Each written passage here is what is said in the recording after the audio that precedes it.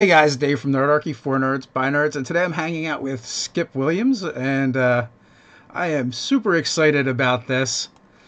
Recently I've been able to get various folks on the show who probably would have been like early into their careers when I was, playing the game heavily.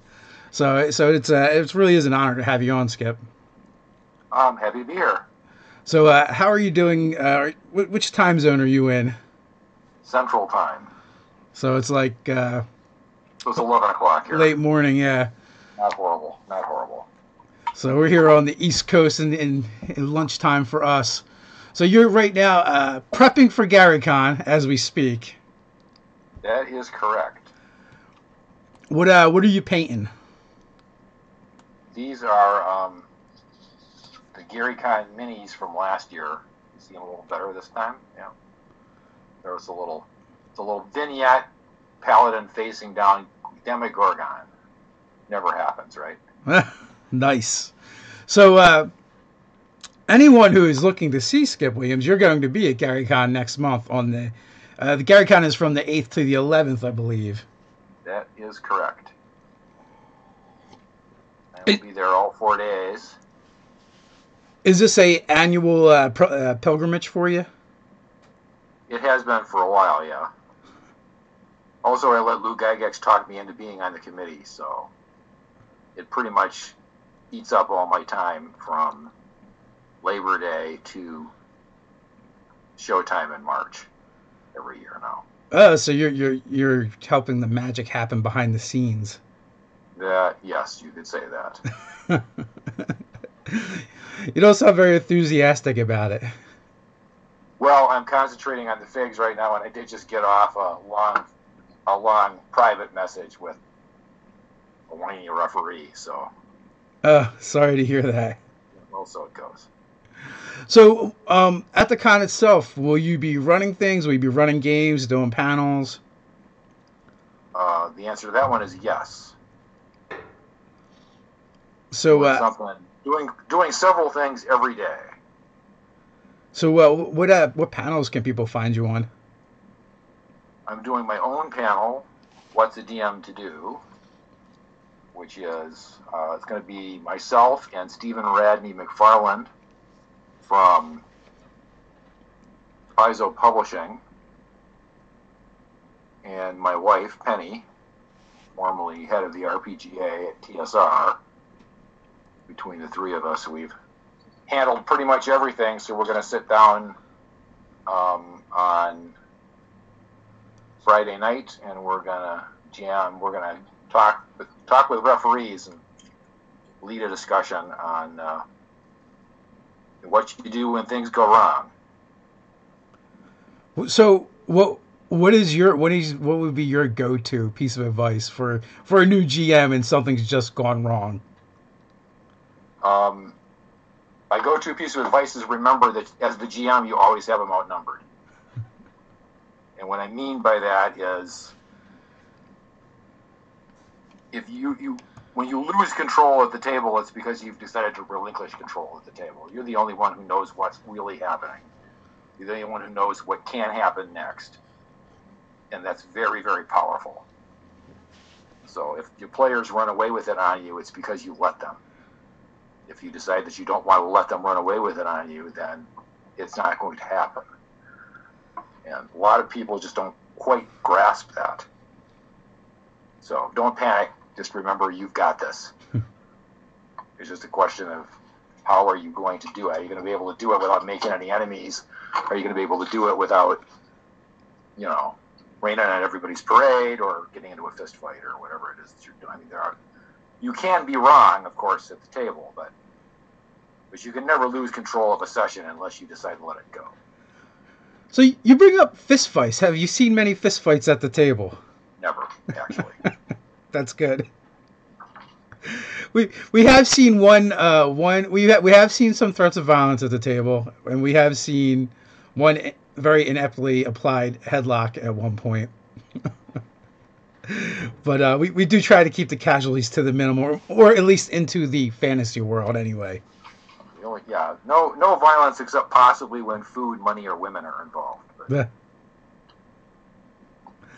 So, you started your career with TSR, so you're kind of there from the beginning. Not the very, very beginning, but very close. So I'm sure you have a lot of like great stories from the old days.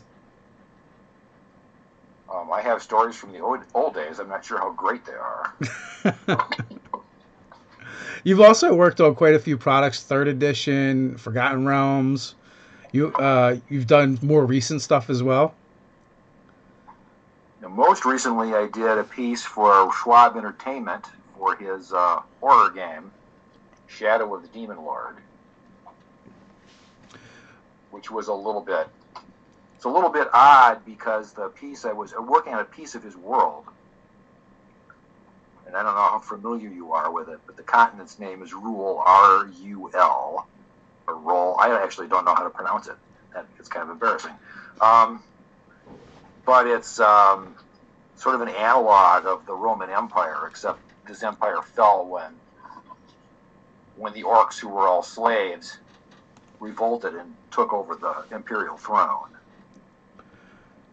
That's the backdrop for the horror setting.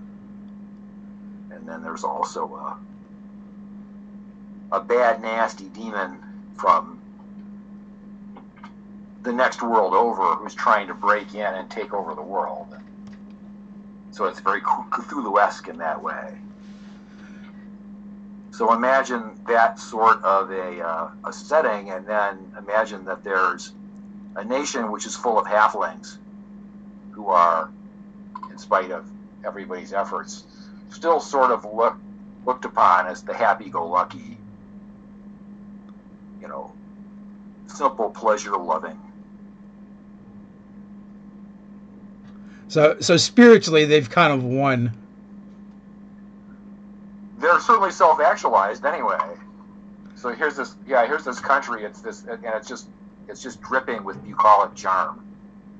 In the midst of all of this nastiness, there's political nastiness now because there's a great political upheaval. The world itself is pretty much doomed. It's horror, and it's like Cthulhu in that, it's pretty much assumed that the bad guys are going to win at the end. But in the middle of all of this, you have these 2.5-foot tall farmers who are going on their merry way. Yeah, so it was a bit challenging, and Rob is also trying to stay in business and deliver good value to his customers and all of that, and so there was a lot of restrictions as well in terms of how much space I could have, and so it was quite the juggling act. But that's been out now for, I don't know, about 5 weeks maybe, strictly as a download. I don't think he's done a print product for it yet. Now, that game system has gotten quite a few accolades. I haven't gotten a chance to look at it yet. There's far too many games and far too little time is what I've experienced. So many games, so little time. It's a good problem to have, really. Oh, it's an excellent problem to have. I mean, I feel like we're in this great renaissance for the hobby. Self-publishing and Kickstarter has been very, very good to us. I will not argue there. Have you recently done some work for Goodman Games as well? Yes, I did a piece called it was an anthology called How to Design Adventures That Don't Suck. I love that title. And that was fun. So what is your go-to for designing adventures that don't suck? My piece was Tell a Story. That was the title of the piece. I'm not a big story guy in general. There are memes going around. I'm sure you've seen them, to the effect that the story is always king, and I'm not that sort of a referee or a campaign designer. But story is a really powerful tool when you're preparing.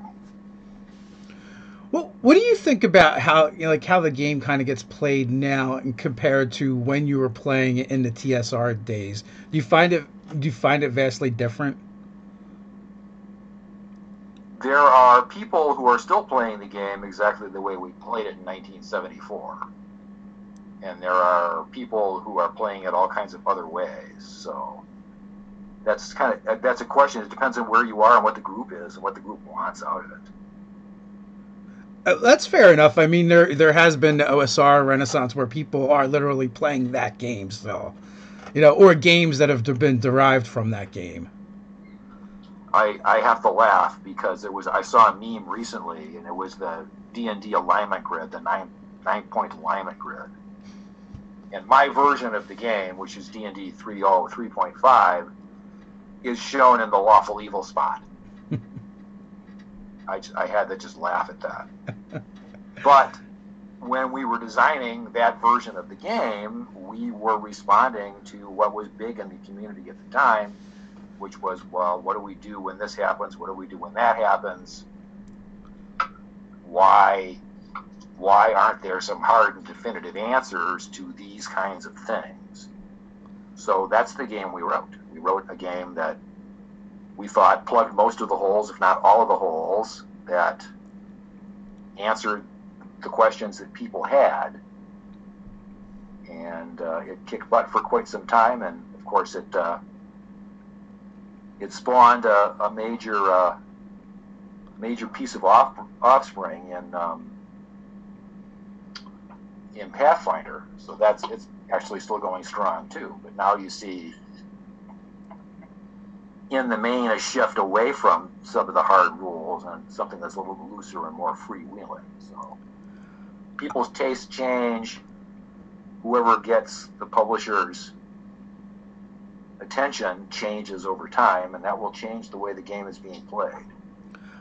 I found when 5th edition came out and I started playing the latest version of D&D, it really like highlighted the things that I missed from previous editions when I moved to 3rd that I didn't know I missed, until it was kind of like brought to light again.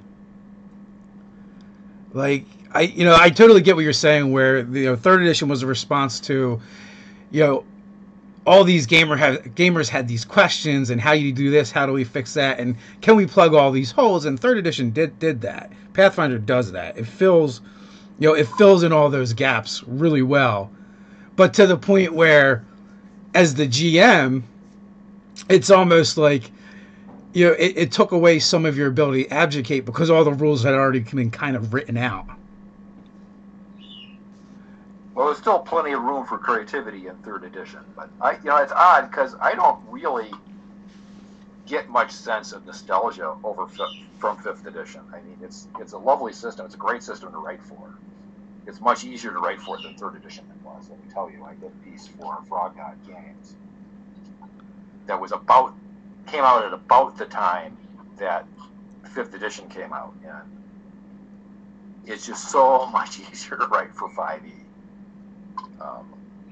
Because you don't have, everything is not calibrated to within an inch of its life. But I don't get much 1st edition or even 2nd edition feel out of 5e. I think it's pretty much its own game. It probably did not help that I saw Shadow of the Demon Lord first, because Shadow of the Demon Lord's 5e roots show pretty well. But Shadow of the Demon Lord, I think, does at least as good a job, if not better, at being playable and just sort of letting you proceed on a ring and a prayer, in my humble opinion. So I guess I don't even get it. I just don't see the early editions feel coming off of the game. So. Well, Well, no, that's fine. That's interesting to get your perspective as someone who's kind of been there, right, for so long, and I'm intrigued by that. So, our chief and nerd editor on the website, Doug, has a question for you. I think Skip used to be a Gen Con organizer. Yes, that's true. What does he think about how huge it's grown? Gary Gygax sent me an email, well, it would have been a memo, because this was before email. It was a typed memo, and his second or third point was bigger is better. So make it bigger. So in that sense, your Gen Con has fulfilled its destiny. I was just there for the 50th. What a show that was. That was actually my first Gen Con. Wow. Yeah. And it was very impressive, and only having been like my second or third convention, for gaming. So I did Origins, I did Gen Con, and then I went to the first PAX Unplugged, and I was kind of underwhelmed by PAX Unplugged after having done those two. Gen Con has really become a social media. It's become a general media show. Gaming is still the focus, but it's about entertainment in general, really. What did you think of the Gen Con museum they had there? Well, I had a great time there. I was actually there for the pre-opening. So there's a picture going around with all of the guests, or many of the guests, all of the old timers, I guess you'd have to call it now. Hard for me to think of myself as an old timer, but there's a picture of all of us sitting in front of that facade, the horticultural hall facade. So I got a chance to get in there and see it early and poke around. I thought that was pretty cool. It was pretty amazing to me to see the footprint of that building laid out on a football field, and then sit there and then watch the rest of the show spread out around that, and then realize that that's only one tiny little corner of the whole show. Yeah, what Gen Con has grown up from that humble beginning. It's pretty impressive. There's a famous scene from the movie Titanic, right, where you see all these close-ups of the ship, and the ship is presented as a world of itself, and then the camera pans back until you just see that ship as a tiny spot on the ocean. I sort of got that feeling sitting around outside the museum at Lucas Oil Stadium. Yeah, I wonder if they're going to continue with that display, because it was definitely really cool to see, or if that was a 50th anniversary thing. I don't know that it was kept, but the museum is certainly something that they could do again.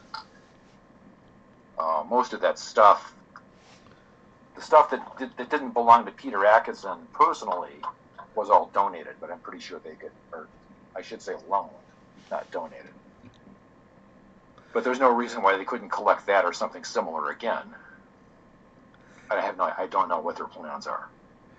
I just found it was a neat thing for gamers who weren't around for the early days to be able to walk through and kind of experience what you guys kind of lived. It was a great trip down memory lane. There's no question about that. So Chapman Bill wants to know, is there any literature that you draw on for inspiration or recommended reads? Well, you could do worse than Appendix N from the original Dungeon Master's Guide. Let me put it that way. If you can find that, you can find all the titles. So Gary always said that Robert E. Howard and Fritz Lieber, there was a third author, maybe I'll be able to remember it. Robert E. Howard and Fritz Lieber were two of the authors he credited as being most influential. I would also add to that Three Hearts and Three Lions by Poul Anderson, which is very, very much a D&D novel. Has the prototypical D&D gnome in it, in fact, and the prototypical D&D paladin, for that matter. But otherwise, the Jack Vance Dying Earth series, the Fafford and the Grey Mouser series from Fritz Lieber, might be difficult to find those right about now. The Merit stuff, Robert E. Howard, all great grist for the mill. In the chat, Doug says, I've enjoyed every edition of D&D. Big thanks to Skip for all he's done for it. Well, I appreciate that. Thanks. And I feel like a lot, when I saw your name come up in my Facebook feed, I was like, it's the Sage. And I'm sure you get that from us Dragon Magazine fans. It's one of the things I really miss about the hobby. All in all, writing Sage Advice was a pretty good experience, and I would do it again in a second if they asked me to. So, because a lot of what Sage Advice is was just going, okay, here's what the rules say about what you're trying to do here, and here's why it's probably a really good idea to do it the way the book says. And that was 90% of what Sage Advice was all about. It wasn't necessarily about the rules or king. It was about, the rules are the way they are for a reason, and here's the reason. I did do a section for Cobalt Press called Ask the Cobalt while their e-magazine was still in publication. We even took that one farther. I used to end every month's column with a little aside on how the rules got to be the way they were. So it sort of made Sage Advice a little bit more like itself. They recently relaunched a magazine style publication. It's a bit smaller, but through their Patreon they're doing it, and I believe they're actually mailing out every month at a certain level, which I found impressive because no one's really doing that anymore. Yeah, it's not a good environment for periodicals, for professional periodicals. There's no question about that. The amount of free content is... Sadly, I think one of the things I've missed about that, and I've talked about it on the show before, is what Dragon and Dungeon Magazine used to do for me is this. It used to give me things that I didn't know I was looking for. And that's what I really enjoyed. So it was like a surprise every month. Like, in this day and age, everyone can go on the internet and you can pretty much find anything you're looking for. But there was something really nice about, going out to the mailbox and, getting Dragon Magazine and opening it up and not really knowing what you're going to get. Yeah, there's a word for that phenomenon, and I'm trying to remember what it is, but so I will call it, for lack of a better term, the Sunday paper phenomenon. Why are Sunday papers so great? It's because there's all this stuff, and you sit down, you get spread it out, you go through section after section, and you don't know what's in there. Sunday papers are still doing fine, as far as I know. So maybe the periodical is not completely dead. We don't have to mourn it just quite yet. There might be a spot for it for a little while. As long as you can figure out a way to keep it running. Although I guess like me and our website editor Doug were talking the other night about how, like, is just print media in general just going to go away in the near future, and everything is going just to be electronic and digital. So, which is a little bit of a scary prospect, because even though I enjoy getting digital information, I still really do like to hold a book in my hands. There's something about that tactile sensation of reading. Yeah, I don't think I'm ever going to give up books. I've not personally not gone to Kindle or any of that. Just for that reason, and you don't have to worry about power or data connectivity, or nobody will hack your book and steal your credit card information, et cetera, et cetera. So. Yeah, so far so good with that. Yeah, my dad used to say that there's still people around selling buggy whips and whalebone corsets. I'm not surely true if the latter is the case, but there's some of these legacy technologies are going to continue to have a life. If you think about it, tabletop role-playing game is a legacy technology, right? Because you can play World of Warcraft, you can play any number of RPGs online for really zero pre-investment. There it is, ready to go whenever you want it. And tabletop RPGs are still thriving. At least they are in relation to what they've been able to do historically. So, right, because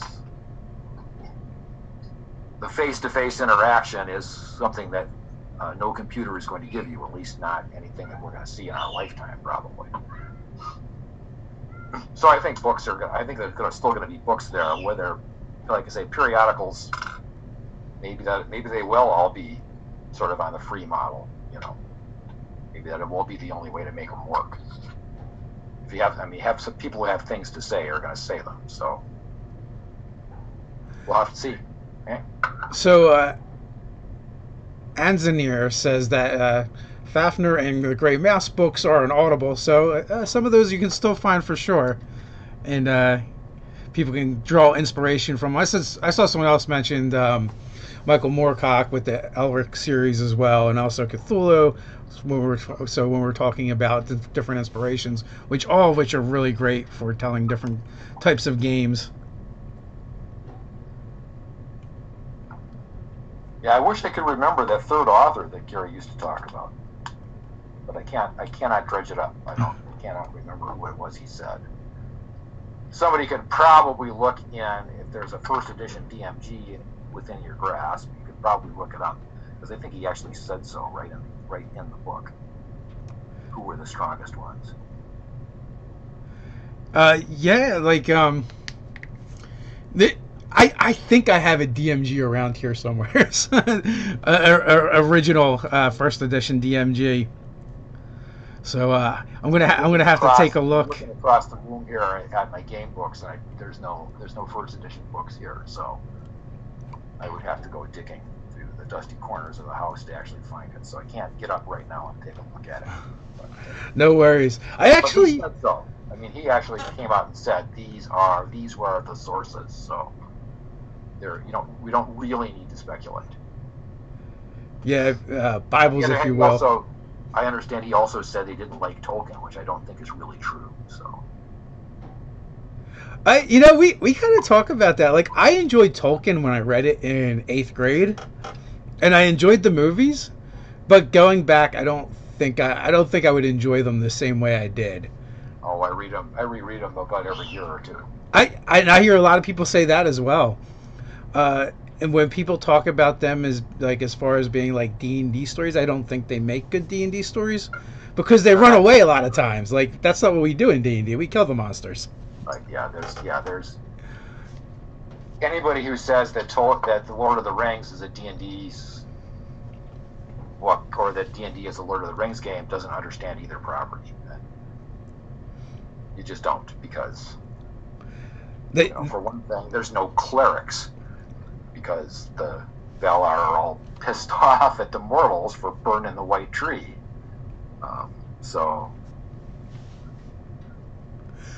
There's there's really no D&D in Tolkien.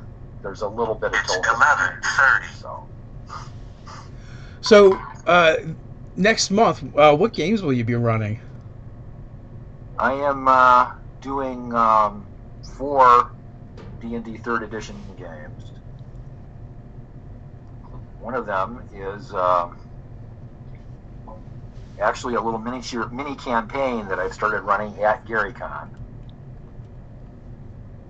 It tracks the adventures and misadventures of an A-team type group, and they're 6 D&D characters. They're like any other D&D group you've ever met, but that's their reason for being, is they are special investigators and enforcers for their Duke. The Duke is never named. He's just the Duke. And I've traced those characters have now leveled up twice. And this year's scenario is called Storms Over High Meadow. It deals with the fallout from the previous 2 years of adventures. A couple of their group's friends have been kidnapped, and it's been determined that they're still alive, and they're going to get together and go back to their old adventuring site and gather some clues and see if they can't stage a rescue. So I'm doing that twice.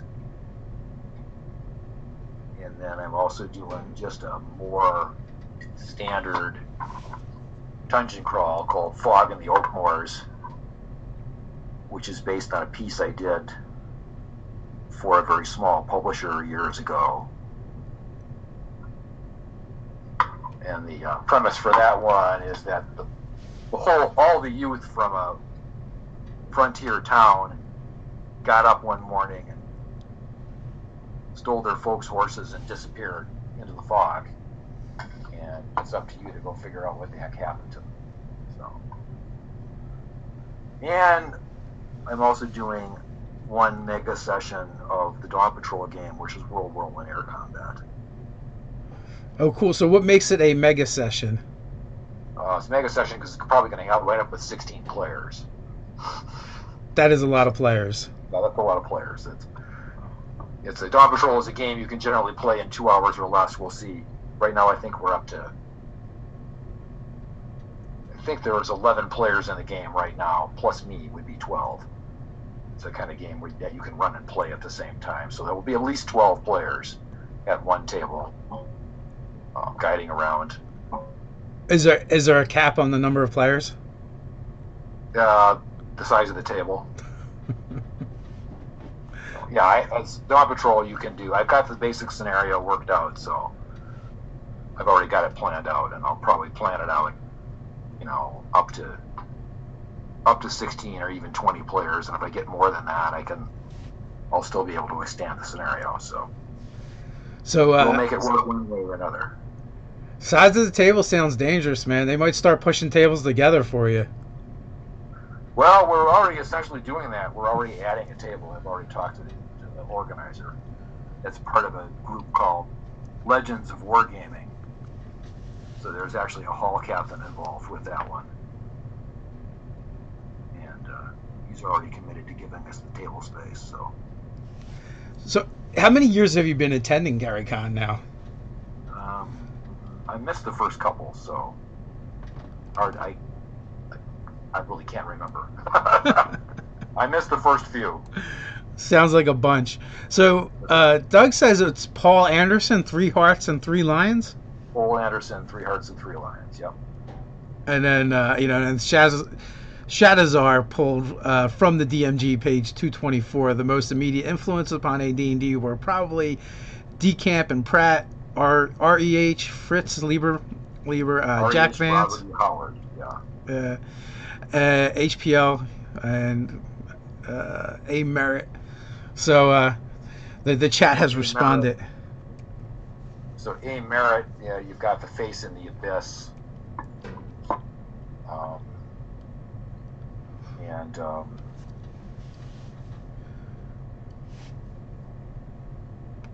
what's the other big one? Oh well, having aphasia here. Yeah, DeCamp and Pratt is, that's the Harold Shea stories, the Incomplete Enchanter, now called the Complete Enchanter. That's pretty much a must-read, I think, for D&D players. And the one is obviously Lovecraft. On Amazon, I think you can find the Complete Enchanter. So Zarf Gaming wants to know if you have any advice for creating creatures. Yeah, I do. I've written about that several different times. Start with a concept that, figure out what it is that you want the creature to do. That's absolutely necessary. I don't care what you do with it. You can build it around a special ability. Half the time, that's what I do when I'm doing something that's completely new. Is I will just think of the encounter where I want to feature the creature in and figure out what it is that I want the creature to be able to do that will scare the pants off the party, and build it around that. So we have a question coming in from Facebook from Christopher Bergen. What level will those players be in the previous game you talked about, the ongoing one, I believe, your A team? They're 13th now. They just leveled up. They're 13th level. And you said that game's been going on for 2 years? No, the game's been going on since it started going to GaryCon. Oh, nice. Yeah, I started it. They started like they were the first adventure. They went after a lich. There was a lich. Had her slaves dig herself a salt mine, and when they were done digging out the salt, she killed them all and sealed it up, and made a tomb for herself at the bottom. So the first several years, they were fighting their way through the salt mine to go down and confront the lich. So when they finally did that, I leveled them all up, and then they went to investigate a murder of a centaur merchant near the town of High Meadow. And it was supposed to be a fairly delicate mission, because they were supposed to mend fences between the humans and the centaur community, and they just killed everything that they met. So I had to rethink that a little bit. But so they finally chased down the bad guy, and they killed him. They didn't capture him, but so it goes. And that took them about 3 or 4 years to do that. 3 or 4 years of 6-hour sessions, and then they went off to level up again, and now they're back. And it turns out that they left enough loose ends that there's still trouble there, so they're going back to do it again. So, how's the attendance been? You're getting the same players each year? No, a couple of them. I've had a couple of players who've been back often enough to play everybody in the party at least once. Okay, so they switch out the characters. They're not playing the same characters each year. Right. Yeah, the campaign style is just pretty much it's the same party with the same backstory. I just pick it up from year to year. Cool. So it sounds like you might have some pet birds there. Yeah, we do have some birds. Mostly we have cats. Always a great combination. Yes. We have a cat and some chinchillas, and the cat is always trying to figure out how to get in at the chinchillas. Well, we have a very old farmhouse, so the birds are in a cat-proof room, so the rodents like their room because there's no cats in it. Huh. Cat-proof room. Almost sounds like an oxymoron. They get in there from time to time, but they don't really know what to do once they get in there. So yeah, they spend all their time and energy trying to figure out how to get in, and they're like, now what do we do? Yeah. That is cats for you. So yeah, I was going to say, with the fieldstone foundation in the house, there's, especially in the wintertime, there's plenty of rodent visitors for them to play with, so they don't really have to worry too much about the birds. Yeah, they've got something to occupy them. Nice. Yeah. So Stitch the Alchemist wants to know, who is the best character in one of your games? Who is the best character in one of my games? You mean like a player character? Yeah. Who was the best character in one of my games? Or maybe the most memorable. I imagine you have quite a few to pick from. Yeah, just a few.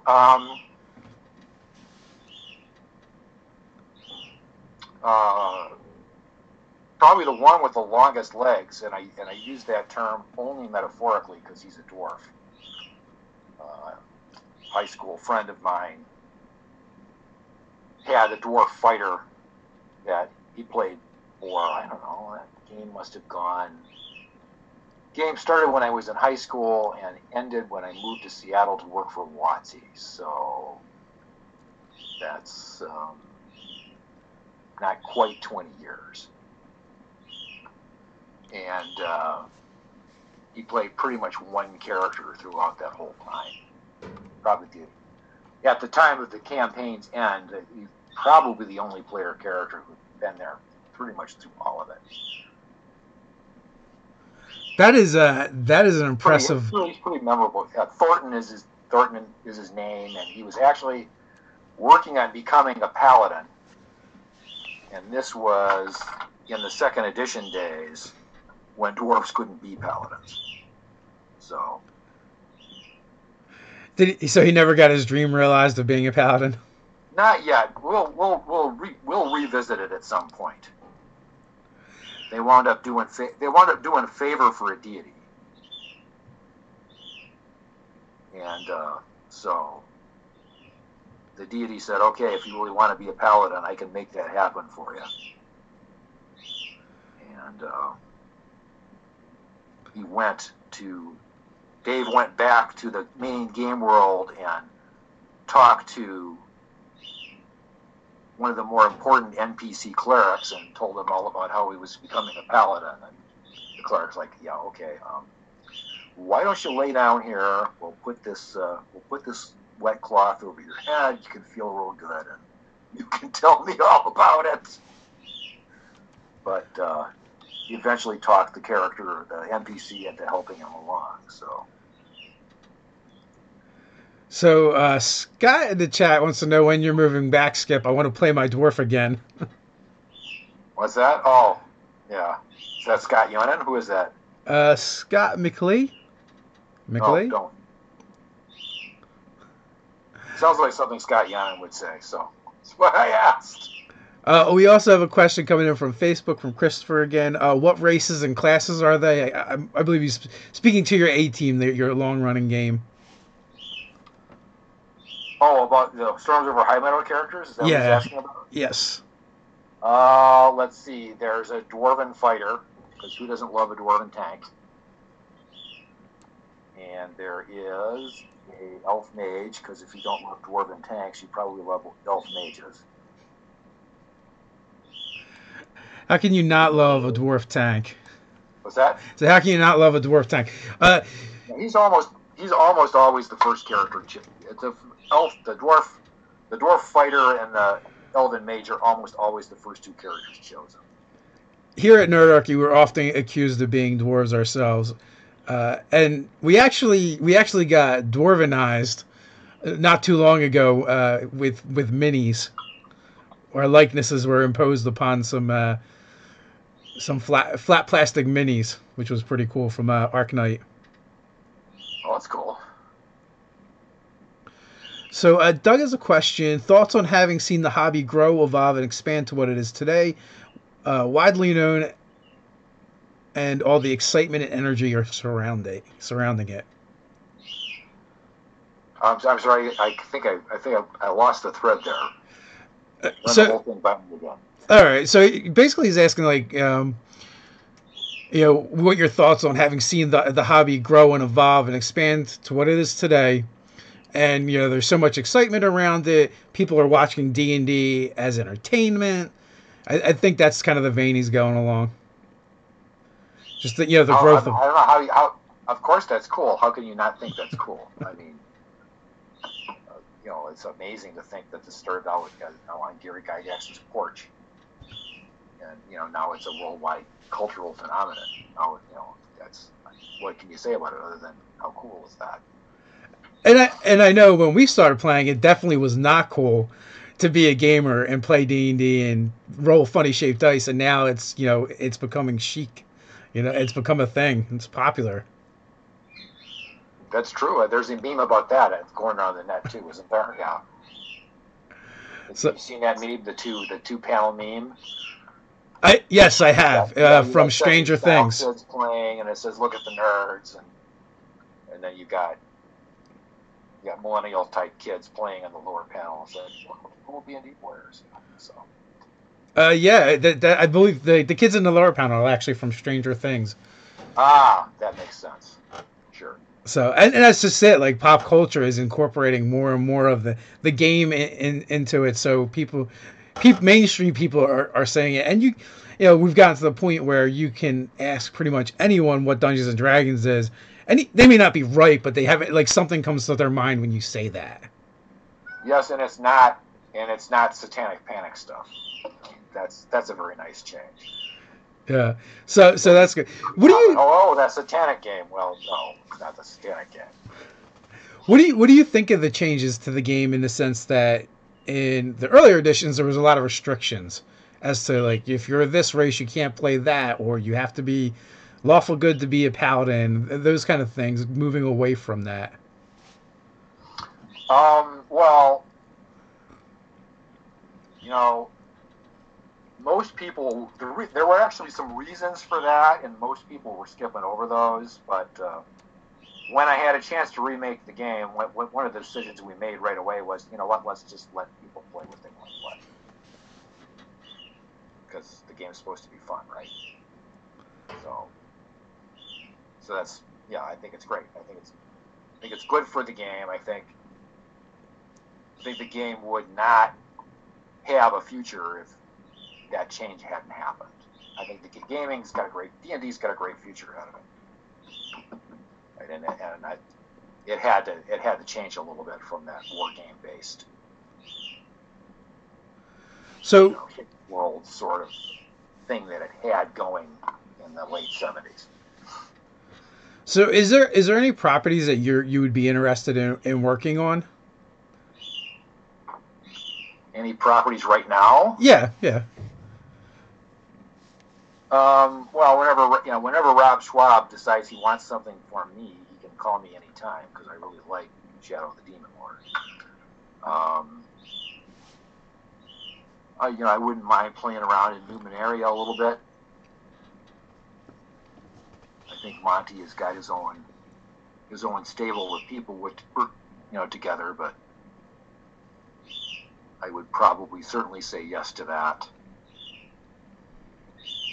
I'm not sure exactly what's happening with Frank Mentzer's Imperia. It's sort of been in a holding pattern for a while, but I've actually agreed to do a piece for that. So yeah, I keep my eye out. I can't say that nothing's really excited me, but I've never been a big fan of the pre-made settings anyway. They're great. They're great to loot, but I'm not a big fan of having somebody else set up the sandbox for me.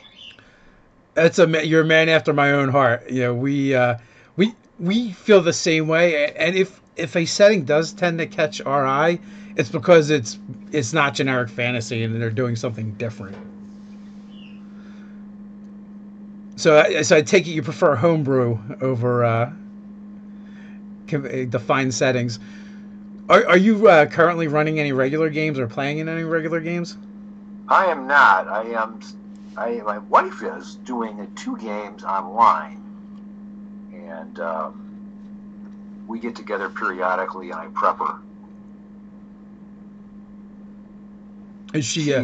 Good. She's a good, big believer in letting players actually define the game with their paranoid speculations.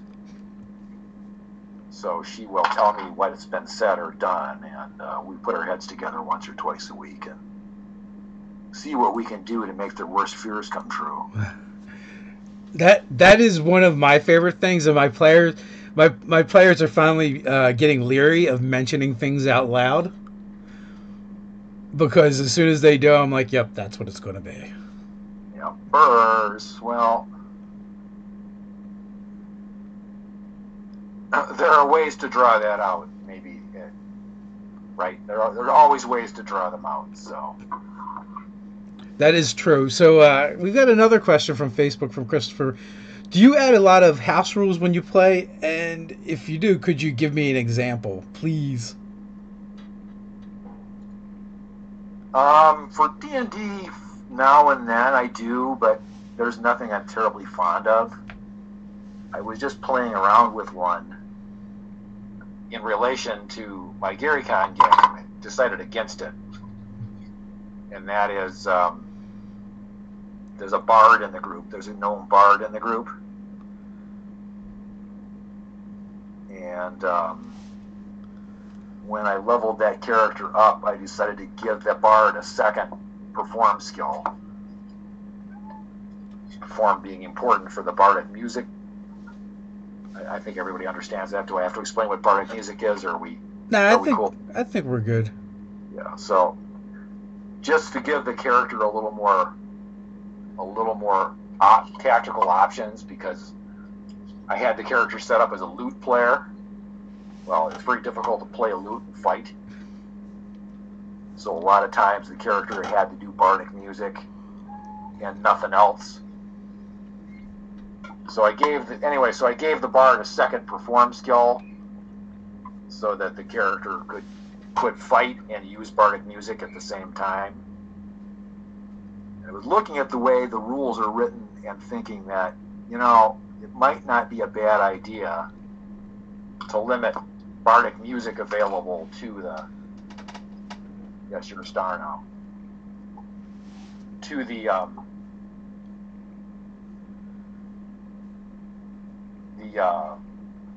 skill ranks for whatever skill you're using. So in this case, this character's got, I don't know, ridiculous number of ranks in flute playing, and a considerably smaller number of ranks in singing. And I was thinking about, well, maybe you can't do all the bardic music if she's singing. But I decided ultimately that was just an unnecessary complication. So I'm probably not going to play with that rule. Sometimes, that is the tough spot, figuring out like cool things and at the same time not overcomplicating the game. So Shadazar, Skip, honest opinion of Thaco. Oh, Thaco was a wonderful idea in its time, but let's bury it and move on, shall we? I love Thaco. Some say it's I did a whole slew of second edition games at GenCon 50. In fact, I did. Friday or Saturday, I sat there for 14 hours, did second edition games, and they all worked fine. And everybody knew how to do it, but I remember many times going, okay, what armor class did you hit? Because I'm not a big fan of doing all the work for the players. Some referees do that. I'm not that way. This is an interactive game. You need to carry some load, player. So, okay, so what armor class did you hit? Okay, well, subtract your roll from your Thaco. That's what armor class you hit. That's how Thaco works. And people are going, it's like, I'm sorry? It's a subtraction. You learned this in grade school, right? Just subtract your roll from your Thaco. I missed the wheel. Americans don't know how to do math. That's kind of scary. Yeah, it was a nice way to avoid having to print to hit tables, but in practice it wasn't really all that workable. Now, the real problem that I have with Thaco as a game designer is that you can't scale it up, because what do you do when your Thaco hits 0? It just doesn't work. And third edition uses the same numbers. All we did was flip it around so that higher ACs are better. And then you have an attack bonus instead of a Thaco. The numbers are exactly the same. Combat system is exactly the same. It's only how it's parsed that's different. And that scales up infinitely. My GM loved pulling out the Thaco wheel from Dragon Magazine. There you go. And I kind of missed it. It was like a mystical artifact at the table. Yeah, if you're big into gatekeeping, then Thaco is a wonderful way. But again, like you said, we've moved on. Quick subtraction in combat, then you are all screwed. I always told people, if you can't handle that, just make yourself a number line, make yourself a hit tip. Write a 0 down in front of you and cheat sheet the numbers. So also there's a second part of that question is Sonics in general to fitting in D&D. How do you feel about those? I think they're great. If you build your world around them, then they're great. I would recommend Catherine Kurtz's Dareny books. We were talking earlier about books for gamers, and they're a great little set. I think I don't know, there's like 7 or 8 books in the series, so the series has got legs for you, and the Dareny are pretty clearly psychics. So it can work really well if you stop and think a little bit about what is your world going to be like if there are psychics around. It's also kind of cool if you're just looking for a power-up. I mean, that's what they were initially, was a pretty serious power-up. I really enjoyed the novels and Dark Sun. Troy Denning and Simon Hawke and probably a bunch of other people as well that I'm not thinking of off the top of my head. I found it really enjoyable for that setting.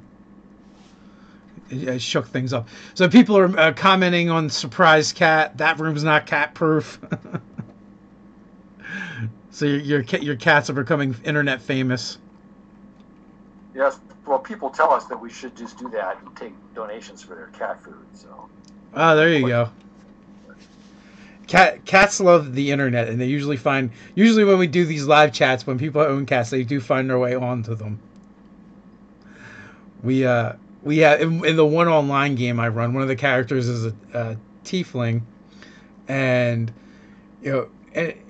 without fail, her cat is usually wandering around on her lap while we're playing. So you don't really see the cat, you just see the tail going across the screen, which is funny because she has her character has a low dexterity score, and she plays it as she doesn't have control of her tail, and she's always tripping over it and stuff.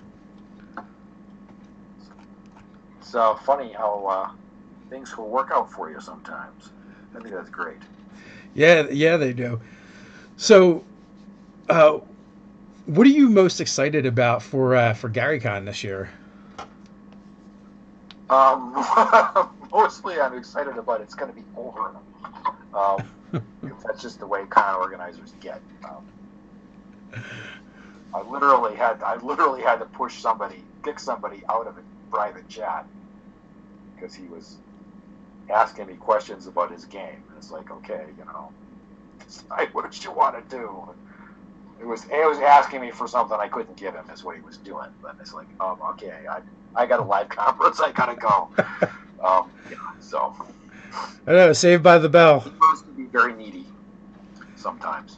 Yeah, I totally get that. And anytime you deal with a lot of people, you're going to get some of that for sure. How long have you been an organizer for GaryCon? This would be my third or fourth year. I don't even remember that. As long as we've been at the Grand Geneva, so this would be my third year. Excellent.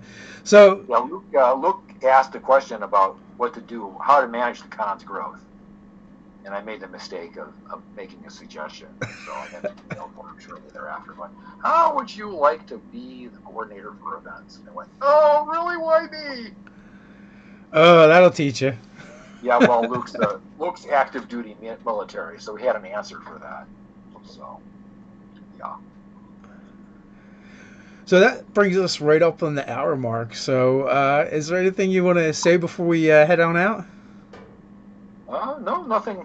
If you want to hear the rest of the party, I think we only mentioned 3 characters out of the 6. So we mentioned the dwarf and the wizard, and then the gnome bard. There's also a water genasi monk who's probably responsible for most of the truly memorable action scenes in the mini campaign so far. Human cleric and a halfling rogue. So that's the party for Storm. It's 12 o'clock. So, with the wizard and the fighter being probably the 2 most popular characters, the 2 that are usually picked first. That makes sense. And the poor cleric usually last. No one wants to be the cleric. Nobody wants to be the cleric.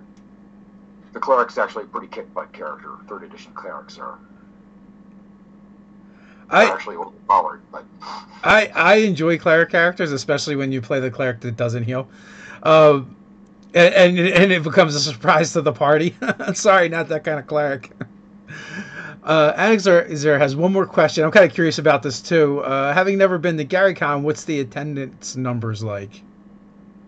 I think we're going to pass 1,600 this year. So sweet. Last year it was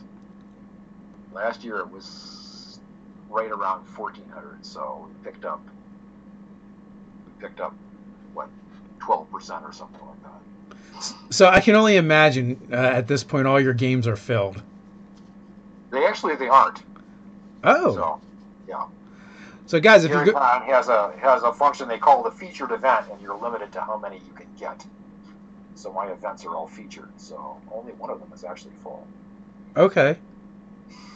So if you guys are going to be at GaryCon, you can look for Skip there. Check out his panels, his games. You can log in if you haven't got a badge. You can log in right now and get into one or the other. There's space in both of the scenarios. So sweet. I want to take walk-ups. So I want to thank you for coming on. I really appreciate it, Skip, and we really appreciate your contribution to the hobby. And I want to thank everyone for hanging out with us today. Until next time, stay nerdy. All right, it was a hoot. Bye now.